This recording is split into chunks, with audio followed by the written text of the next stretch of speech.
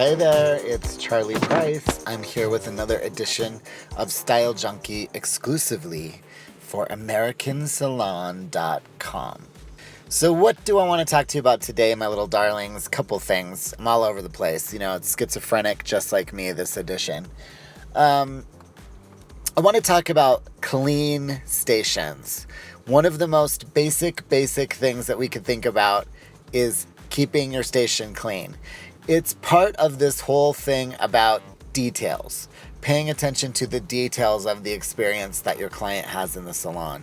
Because if we think about the difference between a super nice restaurant, a mediocre restaurant, a chain restaurant versus fast food, they all pay attention to the details, but there's love prepared into the details and sort of crafted into this experience when you're at a higher end restaurant. And we all fancy ourselves as higher end artists, so we need to think about that when the clients come in. Do we have a really beautiful salon but serve them tea in ugly cups? Do we have a gorgeous station but then a beat up Kleenex box sitting on it? Do we have ripped up People magazines on the stations or in the magazine racks, or do we have Paris Vogue? All of these things are sending messages to our clients, and don't think they don't see that dirty brush in your drawer, because they do, and they remember it. So enough of that. I also want to talk about reinvention. I'm obsessed with Madonna, and it's because I'm old, I know, whatever. But let's think about Lady Gaga or Katy Perry or any of these stars out now, Miley Cyrus. Definitely this idea of reinvention and change all the time is key. And I think that when we're hairdressers, there's a balance. We don't want to change so much that we look insane. So I think that you have to get a consistent signature style. But within that, change it up. If like right now I'm on a workout kick, I'm wearing a little more color lately. I've always known for black. I'm wearing less hats. I'm not wearing my big black glasses as much anymore. So just changing it up. We expect our clients to change. We have to change and evolve. Almost like think of a pop star with a new album. Something along those lines. We have to change it up for our Instagram followers, for our Facebook followers. It can't be the same old all the time. It's almost like a new season of a TV show. We've got to always think about what's coming next to entice the people that we teach, the magazines we talk to, the shows we do, the designers we work with, and obviously our clients. So think about reinvention. Also, a trend that I wanted to discuss right now, last time I talked all about polished hair and how very groomed looks are coming back. I think also texture is so big. Everybody was talking about how perms were going to make a comeback, and I don't know if they really are going to make a comeback ever like they did in the 80s, but we're pretty close to it now. And you see it in the runways. You see like Altuzara and definitely Calvin Klein were two of my favorites, with really sexy, loose, waved hair, almost like the girl's hair just dried on its own, or she had the world's perfect perm that no one can ever really get from a perm, except for Lisa Vann, of course. But think about that. We don't have to round brush everybody's hair. We don't have to curl everyone's hair. We can utilize people's natural texture again, and it's a great way to sell different products that we haven't been selling lately either. While we're talking about runway shows, I want everybody to remember that my team, Beauty Underground, and I offer up slots at New York Fashion Week. If it's your dream to do Fashion Week, hit me up. You can email me or on Facebook or Instagram, whatever. We offer it every season. The next season will be September. We just got back from New York Fashion Week for the spring season. Did a show called John Paul Attiker. It's just such a great way for us to kind of get a bunch of hairdressers in a room. This time it was at a Rojo. Usually we've done it at Redken, and practice the look on mannequins. It's sort of like a little laboratory of ideas. People are coming from all over the U.S. We had some people from Canada this season, and we practiced the look on mannequins, and then everybody knows exactly what they're doing when they get to the show the next day. They know each other, they know the leads, they know what the look is, they know what's expected, they know what products. And then the thing that we do that's the most unique is that we let everyone finish their models. They aren't just prepping them for us to do. We actually let you finish the looks. Also, I am now on the NAHA committee in the North American Hairstyling Awards. If you haven't entered before, it is a great marketing tool for you as a stylist. If you work for an education company or a manufacturer, It's great to enter because it just hones your skills. It makes you better. And it also gives you material to show people that's your signature work. Plus, if you win, it's a great marketing tool that way. And if you win, if you're just behind the chair, it's a great way to say in whatever town you live in, well, I'm North American Hairstylist of the Year, or I'm Texture Hairstylist of the Year, or whatever. People love titles and awards these days. Everybody's awards crazy.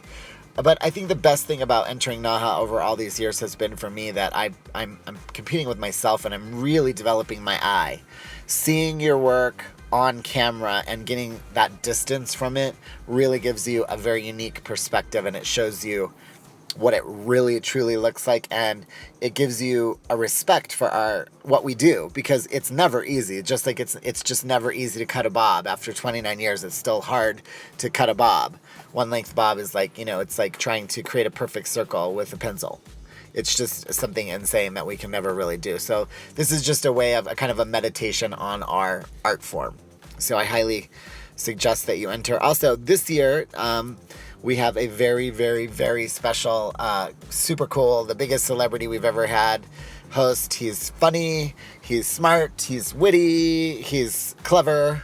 I just think he's great. I can't tell you who he is, so you have to find out. But it's July 24th, the NAHA ceremony, as part of Cosmoprof in Vegas. So come out and see NAHA, or at least pay attention. It streams live, so... Anyway, NAHA is a great thing. And other competitions. We also do a regional competition, Southwest Hairstyling Awards. Get involved in your Wella Trend Vision, your Sebastian What's Next. All these companies, Aveda has things, TG has things. Everybody has competitions now, and it's just a great way to make you better. It's like exercising for hairdressers. A couple other events I wanted to talk to you about before I let you guys go. We have a thing in Denver called Denver Fashion Weekend that I started with 303 Magazine in 10 years ago, actually.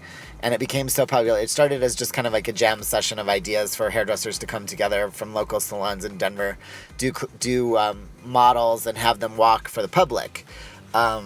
And it became wildly successful. We now have 1,000 people that show up. We do it twice a year, and it's blossomed into a 5-night event where we have fashion. Then we added awards to it, so we have the Southwest Hairstyling Awards, and this year, April 6th in Denver, Colorado, we are very honored to have Ted Gibson.